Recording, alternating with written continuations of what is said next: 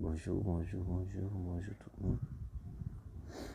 Et nous connaissons ça déjà, nous connaissons déjà depuis souvent nous qui nous connaissons cette technique là qui font des recherches sur le corona que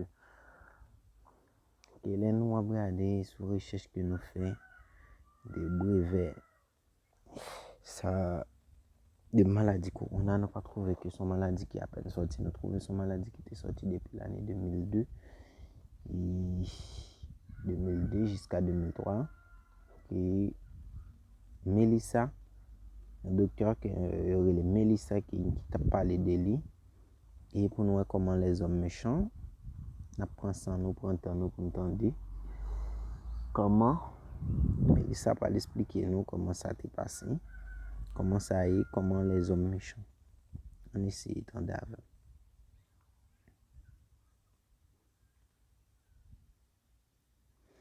Coronavirus, le point sur le brevet EP 1-694-829-B1. Par Melissa Beoitrema, doctorante, jeudi 19 mars 2020. La publication récente d'une vidéo présentant le brevet européen EP 1-694-829-B1 a récemment amené les citoyens à s'interroger sur l'origine du Covid-19. Il apparaît ainsi essentiel d'apporter quelques précisions terminologiques sur le virus ainsi que sur la nature et le contenu du dit brevet. Précision terminologique préliminaire. Le SARS-CoV correspond à l'un des virus appartenant à la famille des coronavirus découvertes en 1960, au même titre que le MERS-CoV. Il existe en effet une pluralité de coronavirus, dont cet auquel l'homme est sensible. Ces virus sont par la suite responsables de pathologies. Si généralement celles-ci sont bénignes, exemple, rhume, il arrive parfois qu'elles soient bien plus sévères. À titre d'exemple, le syndrome respiratoire aigu sévère, dit SARS en anglais, causé par le virus SARS-CoV-1 dans les années 2000 en Asie avant de se répandre dans le monde. L'épidémie de coronavirus du syndrome respiratoire du Moyen-Orient émanant du MERS-CoV en 2012, et à ce jour, l'épidémie de Covid-19 causée par le SARS-CoV-2. L'objet du brevet EP 1-694-829-B1. Il s'agit d'un brevet européen déposé le 2 décembre 2004 et dont les titulaires sont l'Institut Pasteur, le CNRS et l'Université Paris Diderot. Il porte sur un candidat vaccin contre le virus SARS-CoV-1.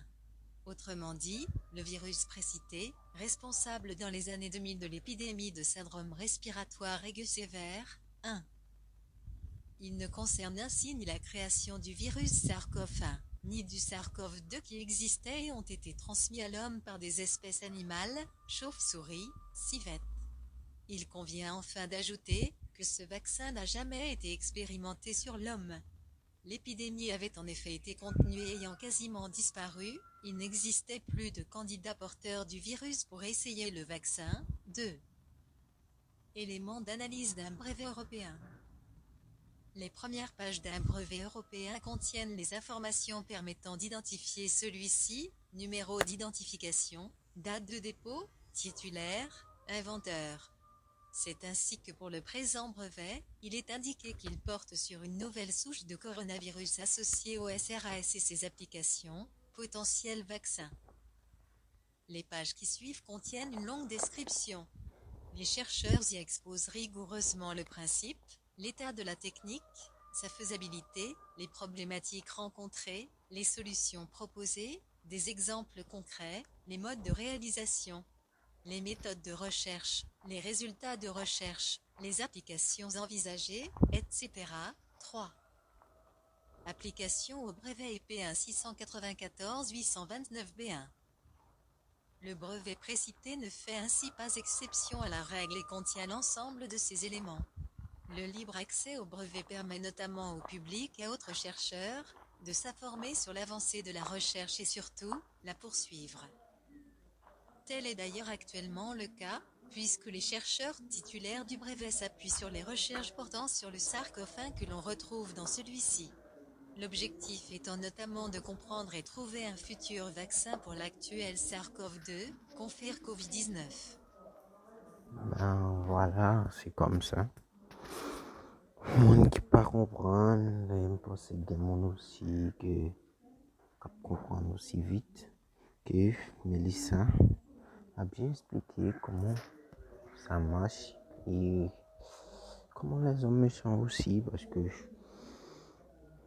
ah, c'est pas rigolade et parce que ce message a passé parce qu'il y a l'autre monde qui t'a bien aimé écouter tout ça, partager, ok, et ben ainsi. Et si on soucie aussi, pas oublier commenter comme ça, on a ben non, un peu d'avis sur ça. Ok? Ben, allez, bonne journée à tous.